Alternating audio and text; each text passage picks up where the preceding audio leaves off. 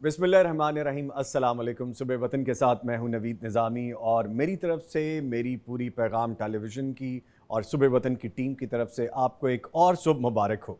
ये सुबह वतन है और सुबह वतन में हम आपसे सुबह की बात करते हैं, दिन की बात करते हैं, मुख्तलिफ जो हमारे मुल्क के हालात होते हैं उनकी बात करते हैं। लेकिन आज जो मुझे बात करनी है वो बात हम करेंगे माहौलियाती आलूदगी के हवाले से। इससे पहले कि मैं थोड़ी डिटेल आपसे शेयर करूं, प्रोग्राम का फॉर्मेट आप जानते हैं कि तलावत कुरान करीम से हम आगाज़ करते हैं। आज का वजीफ़ा बताया जाता है, आपके जो सवालात होते हैं उनके जवाबात देते हैं हम। और आज टॉपिक ऑफ द डे है जिस पे गुफ्तगू होगी माहौलियात के तहफ़्फ़ुज़ का आलमी दिन। और फिर हम दो नात शामिल करेंगे। ख्वाबों की ताबीर का सेगमेंट भी आज हमने रखा है कि आपने बहुत से ख्वाब हमें लिख भेजे हैं और उनकी ताबीर जो होगी वो मौबर साहब आएंगे तो आपको बताएंगे।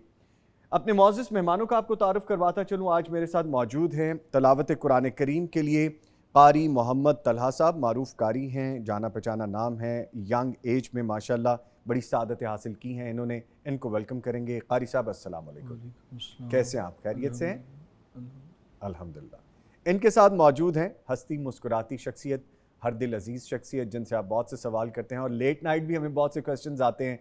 व्हाट्सअप हो, हमारा फेसबुक का हैंडल हो, कहीं भी हमें बहुत से सवाल आते हैं और वो पूछने की हम कोशिश करते हैं। मुफ्ती मौलाना मोहम्मद अजमल भट्टी साहब फ़ाज़िल मदीना यूनिवर्सिटी हैं, अरसा दराज से हदीस और शरई उलूम के उस्ताद हैं, PhD स्कॉलर हैं। इनको वेलकम करेंगे। Sir very good morning. अस्सलाम वालेकुम। वालेकुम अस्सलाम व रहमतुल्लाह। कैसे हैं सर? खैरियत से? अल्लाह का शुक्र अल्हम्दुलिल्लाह। फिर खूब सवालात आ रहे हैं आपको। अल्हम्दुलिल्लाह अल्हम्दुलिल्लाह। चले माशाल्लाह, बात करेंगे सर जी इंशाअल्लाह। आज चूँकि टॉपिक ऑफ द डे है मेरे पास माहौलियात के तहफ़्फ़ुज़ के आलमी दिन के हवाले से, थोड़ी गुफ्तगू इस पे कर लें फिर आगे बढ़ेंगे। दुनिया भर में आलमी यौम माहौल 5 जून को मनाया जाता है। इस दिन को मनाने का फ़ैसला 1972 में अक़वाम मुत्तहिदा की जनरल असम्बली के इजलास में किया गया था और 2 साल बाद यानी 1974 में पहली बार ये दिन आलमी सतह पर मनाने का आगाज़ हुआ। एक शेर जो बार बार मेरे ज़हन में आ रहा था कि इस मुनासबत से कि हम लोग अपने माहौल को परागना करते हैं, हम सोचते ही नहीं हैं कि अगर हमारा पेट भरा है तो किसी दूसरे का पेट भरने की ज़रूरत है या नहीं, और फिर अगर पेट भर गया है तो हम अपने इर्द गिर्द की जिम्मेदारियों से बिल्कुल अपने आप को नबर्द आज़मा समझे। तो सुन लीजिए कि कचरे में फेंकी रोटियां रोज़ ये बयान करती हैं, कचरे में फेंकी रोटियां रोज़ ये बयान करती हैं, पेट भरते ही इंसान अपनी औकात भूल जाता है। हम चूँकि माहौलियात के बहरान और जो तब्दीली है उस पर बात करने वाले हैं, तो इस पर काबू नहीं पा रहे हम, या जो हम कोशिशें कर रहे हैं वो कम है, तो हमारी आने वाली नस्लों की बका ख़तरे में पड़ सकती है। क्या हम अपने बच्चों को ऐसी दुनिया देकर जाना चाहते हैं जिसकी हवा, पानी, ग़िज़ा सब कुछ ज़हर आलूद हो? क्या हम ये चाहते हैं? तो ज़रूरी है कि हम अपने मनसब को पहचानें, अपनी ज़िम्मेदारी को समझें और माहौल के तहफ़्फ़ुज़ को यकीनी बनाएं। ज़िंदगी की बका के लिए कुदरत ने ज़मीन पर नबातात, हैवानात, इंसान और इनके माहौल में एक तवाज़ुन कायम रखा है जो हम ख़ुद से ही बिगाड़ रहे हैं। पहले इंसान की ज़रूरियात इतनी सादा और कलील थीं, इसलिए माहौल पर उसकी सरगर्मियों के असरात ज़्यादा पेचीदा और नुकसानदेह नहीं थे। आज इंसान ने अपनी जिस्मानी और नफ्सियाती ख्वाहिशात, आराम और सहूलत की खातिर आबादी में इजाफे की वजह से कुदरती वसाइल को बेदरेग इस्तेमाल करना शुरू कर दिया है, जिससे माहौल काबिल तलाफ़ी नुकसान की तरफ जा रहा है। हम कोशिश करें तो उसको ठीक कर सकते हैं। जिद्दत, मसनूआत पसंदी और तस्खीर कायनात की दौड़ में तरक्की पसंद इंसान ने अपने खमीर और कायनात के मिजाज को भुला दिया है और फितरत को मसनूआत से आलूदा करके कुदरती तवाज़ुन को बिगाड़ दिया है और दुनिया इस्तेहसाल फितरत और इससे आगे बढ़कर बिगाड़े फितरत की तरफ गामजन हो गई है।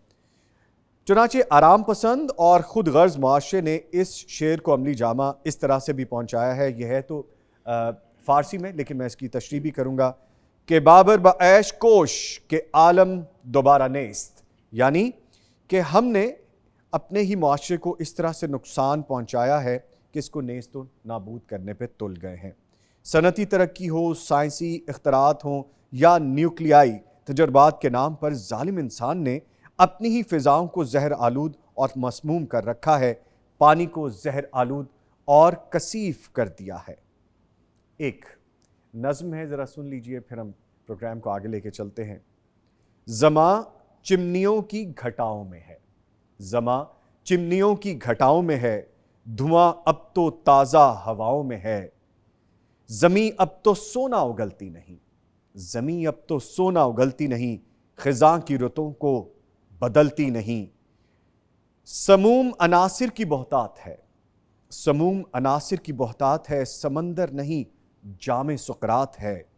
بہت مہرباں اپنے کوہسار ہیں کہ آلودگیوں سے نابیزار تھے۔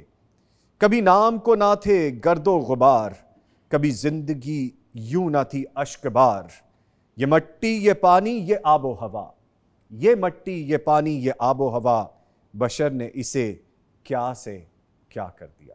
اس پہ بہت سی گفتگو کریں گے جب اس سیگمنٹ کی طرف جائیں گے۔ میں چلتا ہوں ابھی قاری محمد طلحہ صاحب کی جانب، ان سے گزارش کروں گا کہ تلاوت قرآن کریم سے ہمیں فیض یاب کریں۔ قاری صاحب، اوور ٹو یو۔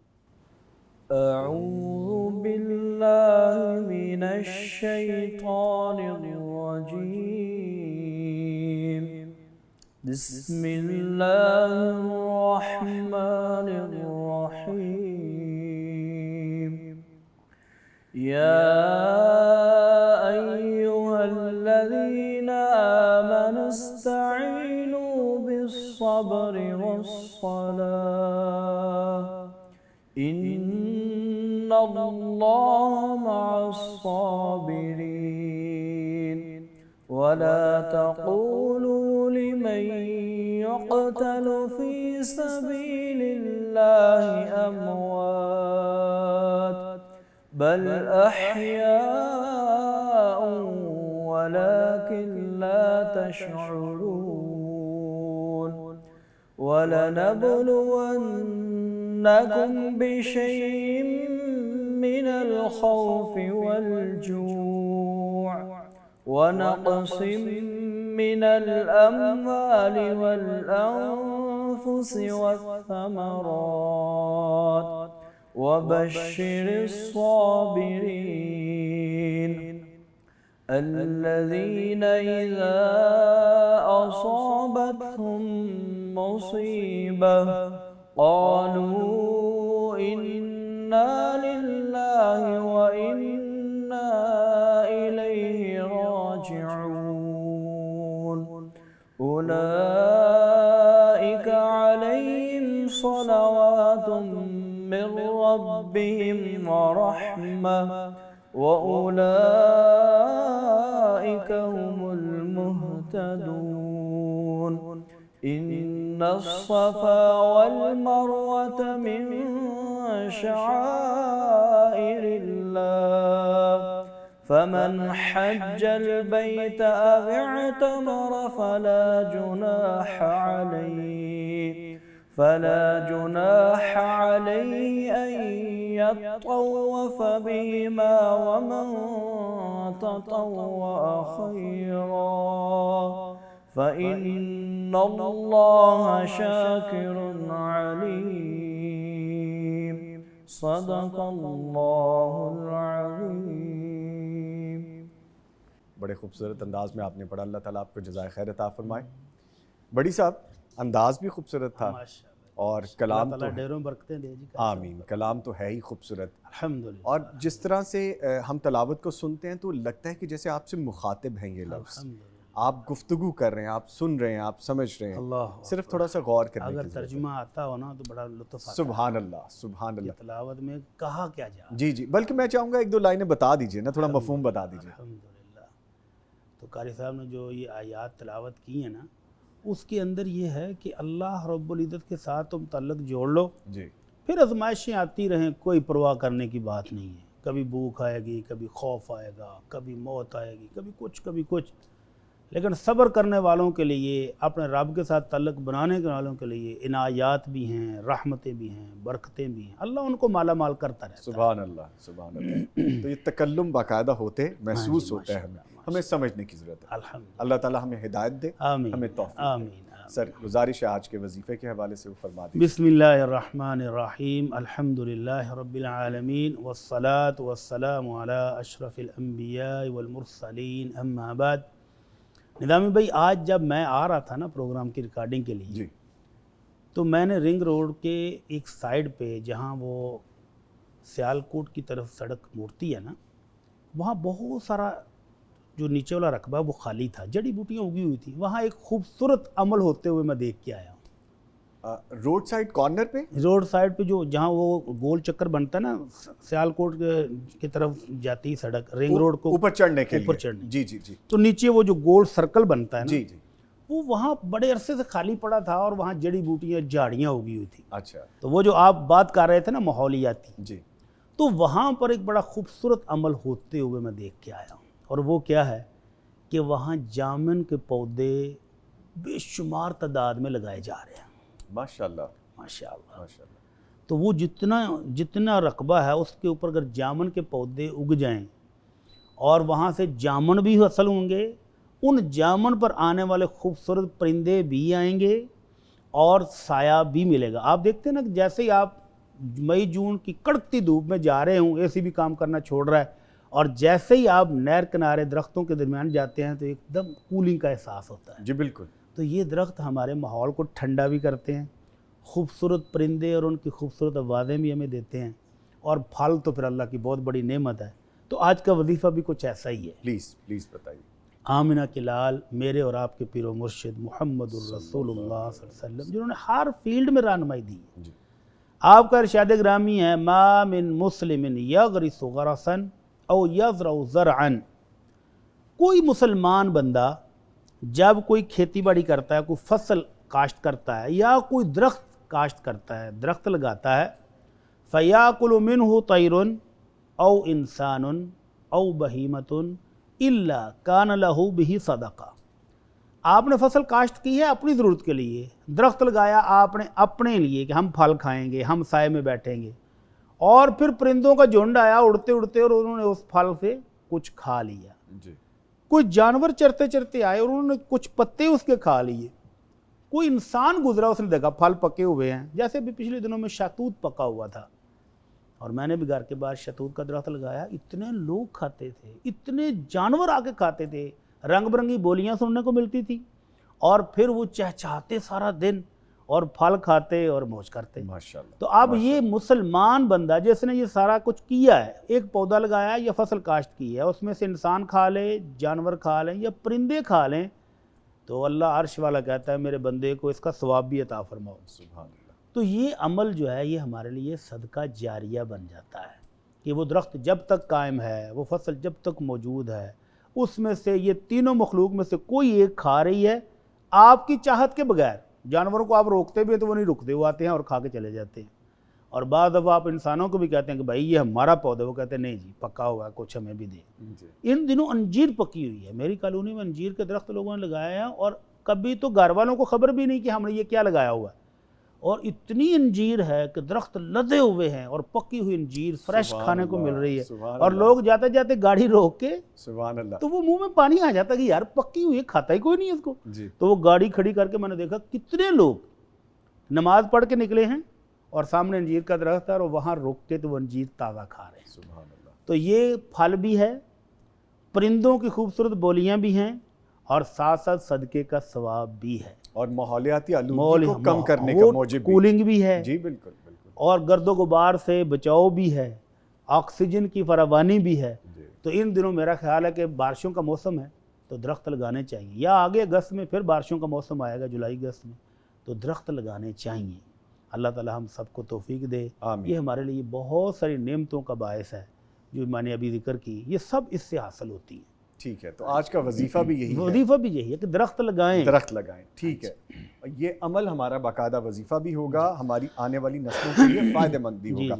हमारे लिए तो है ही, हमारी नस्लों के लिए भी होगा। ठीक है सर, सवालात की जानिब बढ़ते हैं, और फिर मामला वही है कि आपको और मुझे फिर सवालात आते हैं। एक गुजारिश मैं आपसे करना चाहता हूँ कि भट्टी साहब और मैं या हमारी पूरी टीम, ऐसा नहीं है कि आपका सवालात को अहमियत नहीं देते, ہم پڑھتے بھی ہیں, ٹیم اس کو باقاعدہ کمپائل بھی کرتی ہے, ہمیں فلٹر بھی کرنا پڑتا ہے, پھر ہم سیگریگیٹ بھی کرتے ہیں, پھر ہم ٹاپک کے مطابق سوالات شامل بھی کرتے ہیں. آپ کی محبت کا شکریہ, آپ کی محبت سر آنکھوں پر, لیکن جب آپ بہت سارے سوالات میرے پرسنل ای میل باکس میں یا میرے آپ فیس بک آئی ڈی پہ یا واٹس ایپ پہ بھیج دیتے ہیں, تو میرے لیے مشکل یہ ہے کہ میں سب کو انٹرٹین نہیں کر سکتا, میں پڑھ نہیں سکتا, اور اگر میں پڑھ بھی لوں تو میں سب کے جوابات دے نہیں سکتا. اسی طرح بھٹی صاحب کے ساتھ بھی یہی معاملہ ہے, لیکن ہم کوشش کرتے ہیں کہ اپنی ٹیم کو فارورڈ کرتے رہیں اور پھر آپ کے سوالات کے جوابات شامل کرتے رہیں. سر پہلا سوال ہے, جی حکومت کی طرف سے نان بائی کی ہدایت ہے کہ روٹی کے پیڑے کا وزن 100 گرام ہونا چاہیے, لیکن نان بائی 80 گرام کا پیڑا بنا کر گاہک کو بتا دیتا ہے اور حکومت کے مقرر کردہ نرخ سے ذرا کم قیمت وصول کر لیتا ہے, کیا اس کا یہ عمل جائز ہے؟ تو ایسا کرتے ہی کیوں ہیں؟ جب اس نے قیمت بھی کم کر دی جی, تو پیڑے کو چھوٹا کرنے کا مقصد کیا ہے؟ آپ کو کچھ لاجک سمجھ آتی ہے؟ مجھے جو سمجھ آتی ہے وہ تو کچھ مناسب بات نہیں ہے. کم کرنے کا مقصد اس میں یہ ہے کہ پیڑا جتنا چھوٹا ہوگا جی روٹی اتنی باریک ہوگی اور وہ اتنی جلدی پک جائے گی. جی, گورنمنٹ نے اگر 100 گرام کا آٹا کا پیڑا کہا کہ ایک روٹی کے لیے ہونا چاہیے, تو کچھ ممالک میں اس سے بھی زیادہ ہے, یعنی 200 گرام کا 250 گرام کا پیڑا ہے, اور وہ روٹی اتنی شاندار ہوتی ہے لیکن اس کو پکنے میں ٹائم لگتا ہے. اور ہمارے ہاں کیا ہے کہ ایسے روٹی اندر سرم پھینکی اور وہ دوسرا ایک بندہ اسپیشل بیٹھا ہے جو باہر نکالنے والا ہے, اور وہ مکمل پکی بھی نہیں ہوتی, وائٹ ہی وہ ہوتی ہے کاغذ تقریباً. کی طرح ہوتی ہے. جیسے ہی آپ اس کو رومال میں لپیٹ کے گھر تک پہنچتے ہیں تو وہ چمڑا بن چکی ہوتی ہے, کیونکہ آٹے کی جو غذائی اجناس ہیں وہ تو پہلے فلور ملوں والے نکال لیتے ہیں, اور جو گھاس پھوس ہمیں پیس کر دیتے ہیں. اب اس میں بھی وہ پیڑا اتنا سا کر دیا, تو آپ اس روٹی کو چند سیکنڈ کے لیے رکھ دیں ہوا میں, کھلے اوپن کر دیں, اس کے بعد وہ کھانے کے قابل ہی نہیں رہتی. تو یہ زیادتی ہے کسٹمر کے ساتھ. اگرچہ وہ اپنی طرف سے بڑی ایمانداری کا مظاہرہ کر رہا ہے کہ میں نے پیڑا چھوٹا کیا تو میں نے قیمت بھی کم ملی ہے, لیکن گورنمنٹ نے جو 100 گرام کا کہا ہے, یا کچھ ممالک میں 250 یا 200 گرام کا بھی پیڑا ہے, تو اس کی وجہ کیا ہے کہ وہ روٹی کھانے کے قابل تو رہے. تو وہ جو جتنی روٹی تھوڑی سی بڑی ہوگی, موٹی ہوگی, پکی ہوگی اچھے طریقے سے, تو وہ کافی دیر تک باقی رہتا ہی ہے. گھروں کے اندر, دیہاتوں کے اندر جو لوگ صبح کو روٹی پکاتے ہیں دوپہر کو بھی وہی کھاتے ہیں, تو وہ کیسے کھا لیتے ہیں؟ کیونکہ وہ نرم رہتی ہے. دیہات کی روٹی اور شہر کی روٹی میں فرق بھی ہے نا, زمین و آسمان کا فرق ہے, آٹے کا بھی فرق ہے, زمین و آسمان کا فرق ہے. تو اس بھائی کو, نان بھائی جو ہیں, ان کو چاہیے کہ روٹی کا پیڑا چھوٹا کرنے کے بجائے, ٹھیک ہے یہ ایمانداری ان کی قابل قبول ہے کہ انہوں نے قیمت بھی اتنی کم لی ہے, لیکن زیادتی یہ ہے کہ وہ روٹی سوکھ جاتی ہے, لکڑ بن جاتی ہے, وہ کھائی نہیں جاتی, اور پھر وہ معدے میں جا کر جو اشر کرتی ہے وہ اس کے علاوہ ہے. تو ان کو چاہیے کہ 80 کرنے کے بجائے 120 کر کے تھوڑے سے زائد لے لیں. تو اس کو اچھا آپ گھر سے آٹا لے جائیں, ان کو کہیں کہ بھائی جان یہ پکا دو, تو بہت سارے تنور والے وہ آپ کو لگا کے نہیں دیتے. وجہ کیا ہے؟ اس پہ مشقت آتی ہے, اس کو روٹی بنانے میں بھی اور اس کو پکانے میں بھی. ٹھیک ہے. تو یہ جو چیز ہے یہ مسلمان کے ساتھ دھوکے میں آ جائے گی, اور اللہ کے نبی صلی اللہ علیہ وسلم کا فرمان عالی بڑا شدید ہے. فرمایا من غشنا فلیس منا, جو ہمیں دھوکہ دے وہ ہم مسلمانوں میں سے ہے نہیں. والمکر والخداع فی النار, اور یہ دھوکہ فریب چالیں جو ہیں, ہیلے بہانے جو ہیں, یہ جہنم میں لے جائیں گی. تو اس لیے اگر گورنمنٹ نے خیر خواہی کرتے ہوئے کسٹمر کی کوئی چیز کو قانون بنایا ہے تو اس کے مطابق چلنا چاہیے. ٹیکنیکلی جو بات سمجھ آتی ہے بھٹی صاحب کہ اپنا ایکسپینس بچانے کے لیے گیس کا یا جو بھی آپ چیز استعمال کر رہے ہیں, اپنی انرجی بچانے کے لیے, جی اس کی سیونگ کے لیے آپ پیڑا چھوٹا کرتے ہیں, کم مقدار کا, اور پیسے بھی بظاہر کم لیتے ہیں, لیکن وہ کسٹمر کے ساتھ زیادتی ہے کہ وہ روٹی کھانے کے قابل ہی رہ جاتی. ٹھیک ہے بھٹی صاحب, اگلا سوال اس کی جانب بڑھتے ہیں. ایک بیوی اپنے شوہر کی تنخواہ میں سے کچھ رقم الگ کر کے رکھ لیتی ہے اور مشکل وقت میں وہ رقم اپنے شوہر کو کسی دوسرے کے واسطے سے ادھار دیتی ہے. ماشاءاللہ اسمارٹ بیوی ہیں جی. اور پھر واپس مشکل وقت کے لیے ہی سنبھال کے رکھ لیتی ہیں. Very good. اپنی ذات پہ 1 روپیہ بھی خرچ نہیں کرتی, صرف اپنے شوہر کی سہولت کے لیے ایسا کرتی ہے. کیا وہ اس طرح کر کے گناہ تو نہیں کر رہی؟ ماشاءاللہ, ایسی سمجھدار بیویاں تو ہونی چاہیے. ماشاءاللہ. یہی معاشرے کی خوبصورتی ہے کہ ایک خاتون اپنے گھر کی ضروریات کو سمجھتی ہے, وسائل کو سمجھتی ہے, اور اس کو مینج کرنے کی کوشش کرتی ہے. تو اللہ تعالیٰ اس بیوی کو جزائے خیر دے, بہت اچھا کام ہے ماشاءاللہ. لیکن اللہ کے نبی صلی اللہ علیہ وسلم کا فرمان بھی ہے کہ کلکم مسئول, ہر بندہ ذمہ دار ہے, اور ہر بندے سے اس ذمہ داری کے بارے میں پوچھا بھی جائے گا. وَكُلُّكُمْ مَسْئُولٌ عَنْ رَعِيَّتِهِ. گھر کا سربراہ ہے اور اس کی ذمہ داری کما کے لائے. اگر وہ وہاں پر کوئی کمی بیشی کر رہا ہے تو اس سے بھی پوچھا جائے گا. اور بیوی کے بارے میں فرمایا وَالْمَرْأَةُ رَاعِيَةٌ عَلَى بَيْتِ زَوْجِهَا. اور ایک روایت میں ہے وَالْمَرْأَةُ رَاعِيَةٌ فِي بَيْتِ زَوْجِهَا وَوَلَدِهِ. جی بیوی کو اللہ تعالیٰ نے گھر کی ملکہ بنایا ہے. گھر کے اندر خاوند نے جو کچھ لے کے لا کر دے دیا ہے یہ اس کی ذمہ دار ہے, اور جو بچے ہیں ان کی تربیت کی ذمہ دار ہے. تو یہ خاتون ماشاءاللہ اپنی ذمہ داری کو احسن طریقے سے نبھا رہی ہے. اس کو پتہ ہے کہ کہیں بھی ایمرجنسی ضرورت پڑ سکتی ہے اور ہمارے وسائل محدود ہیں, تو کچھ نہ کچھ سیونگ کرنی چاہیے. یہاں تک تو اس کا یہ کردار قابل تعریف ہے, شاندار ہے, بہترین ہے کہ یہ اپنے خاوند کو سپورٹ کرنے کے لیے بہت خوبصورت عمل کر رہی ہے. اللہ اس کو جزائے خیر دے. لیکن ایک تھوڑا سا خدشہ ہے کہ یہ خاوند کو اگر کل کلاں کو پتہ چلے کہ یہ میری زوجہ محترمہ جو مجھے فلاں راستے سے قرض دلواتی تھی تو وہ میری اپنی ہی رقم ہوتی تھی, تو کہیں وہ ناراض نہ ہو جائے. جی تو اس لیے ان کو خاتون کو چاہیے کہ خاوند کو اعتماد میں لے لے, جی اعتماد میں لے کر اس کو بتا دے کہ آپ ہی کی آمدنی سے میں اتنا سا سیونگ میں رکھتی ہوں تاکہ کسی بھی ضرورت کے وقت آپ کے کام آ سکے. تو یہ اس سے بہتر ہے کہ اس کو بتائے بغیر کسی اور کے پاس سے قرضہ دلوایا جائے اور پھر خامد بڑا خوش ہے جی ہمیں قرضہ ٹائم پر مل گیا ہے, پھر واپس لیا, پھر وہاں. تو یہ کہیں ان کے محبت میں کوئی خلل کا باعث نہ بن جائے. تو اس سے زیادہ بہتر ہے کہ خامد کو پورے اعتماد میں لے کر اس کو بتا دے کہ ہم اتنی ہماری آمدن ہے تو ہر مہینے اتنے پیسے میں سیونگ میں رکھوں گی, وہ میں آپ کو عام خرچے میں نہیں خرچ کرنے دوں گی, اور یہ جب کوئی ایمرجنسی ضرورت ہوگی تب خرچ کریں گے. تو یہ اس سے بھی بہتر ہے. بہرحال ایسی بیوی سمجھدار یہ گھر کے لیے بہت بڑی نعمت ہے.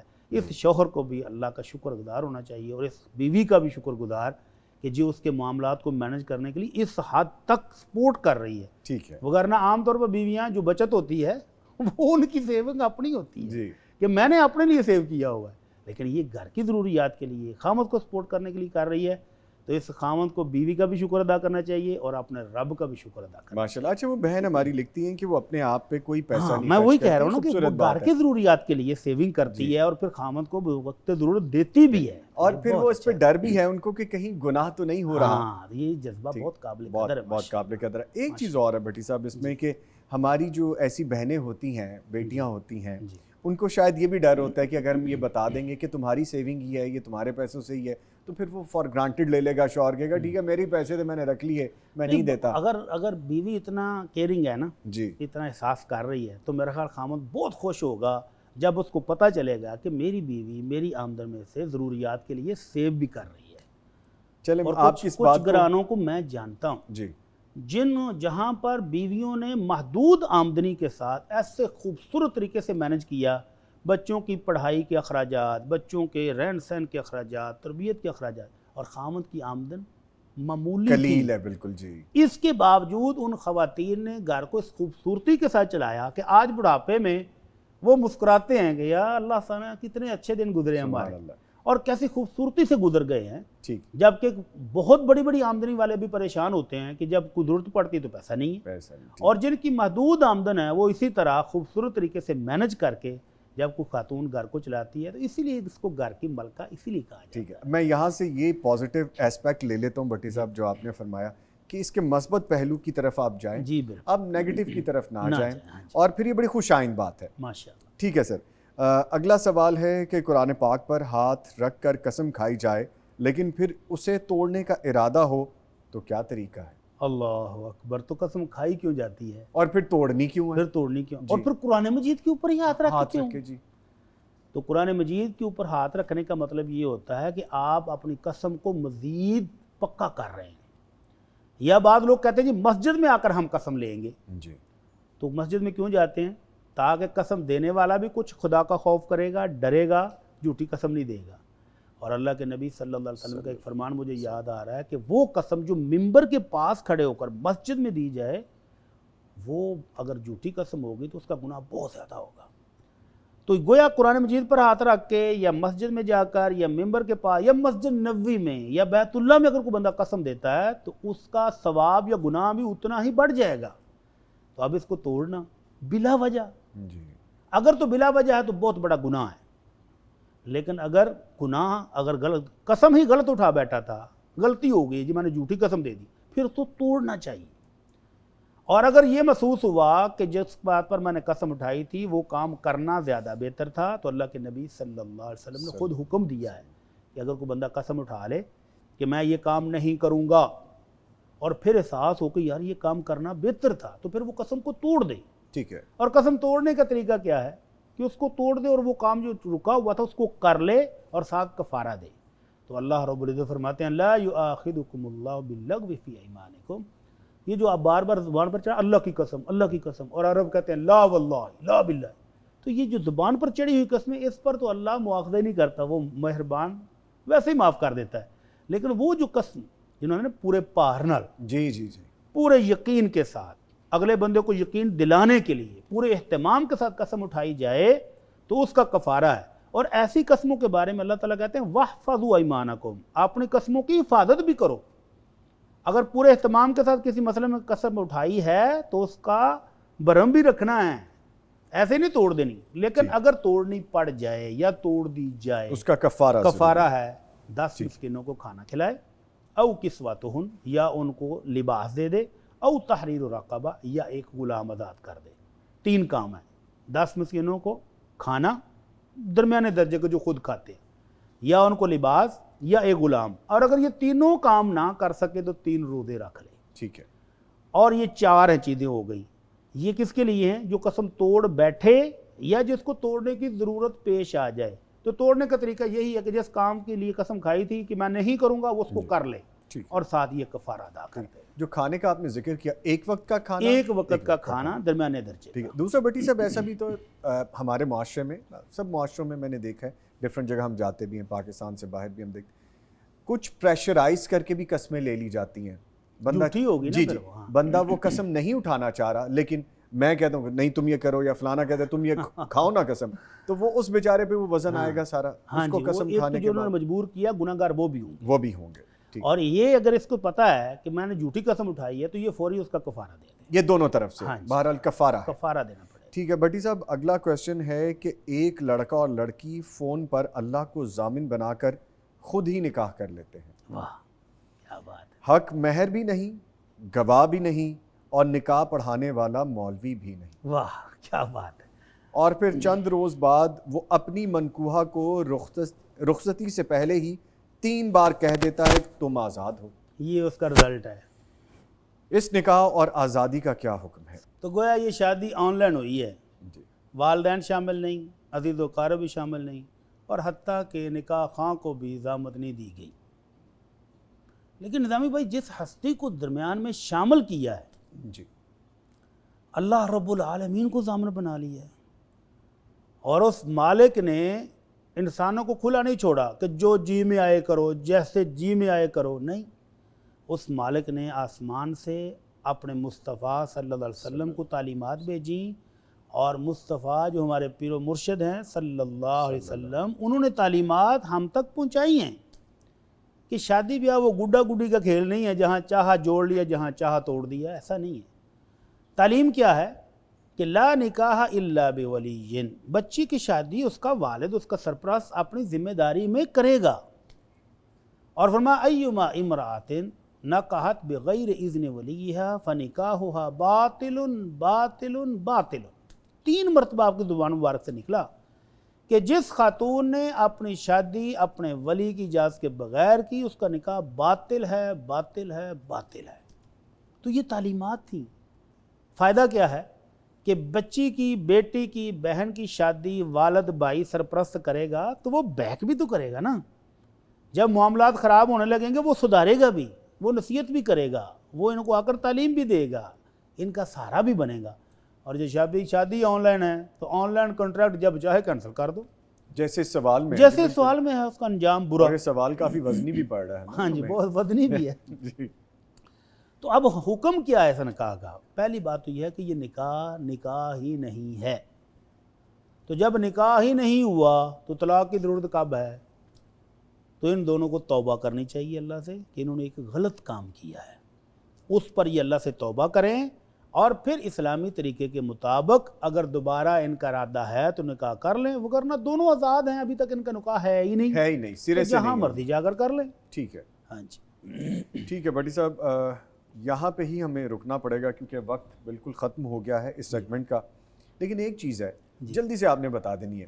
مجھے بڑے لوگوں نے کہا کہ بھٹی صاحب سے جب بھی سوال کریں تو فوراً کہتے ہیں استغفر اللہ استغفر اللہ، تو بھٹی صاحب اور ہمیں کیا کہنا چاہیے اگر کوئی غیر معقول بات ہو؟ اگر اچھی بات ہو، جیسے کہ وہ آپ نے کہا کہ بہن نے پورے گھر کے مینج کیا ہوا، تو ہم نے کہا الحمدللہ ماشاءاللہ کہا ہے، تو استغفر اللہ اس وقت کہتے ہیں جب اللہ اور اس کے رسول کی تعلیمات کا مذاق اڑایا جا رہا ہو، ان کی خلاف ورزی کی جا رہی ہو، تو اس وقت استغفر اللہ ہم اس لیے کہتے ہیں کہ اللہ تعالیٰ ہمیں معاف فرمائے کہ ہمارے معاشرے میں ہو کیا رہا ہے۔ ٹھیک ہے، ٹھیک ہے، اور اگر کوئی خوبی، کوئی اچھی بات ہو تو پھر ماشاءاللہ الحمدللہ بھی ہم کہتے ہیں۔ جیسے آج کے سوال میں بھی تھا کہ ایک بہن نے گھر کو کتنی خوبصورتی سے مینج کیا ہوا ہے، تو ہم نے ان کو دعائیں بھی دیں، الحمدللہ بھی کہا، ماشاءاللہ بھی کہا۔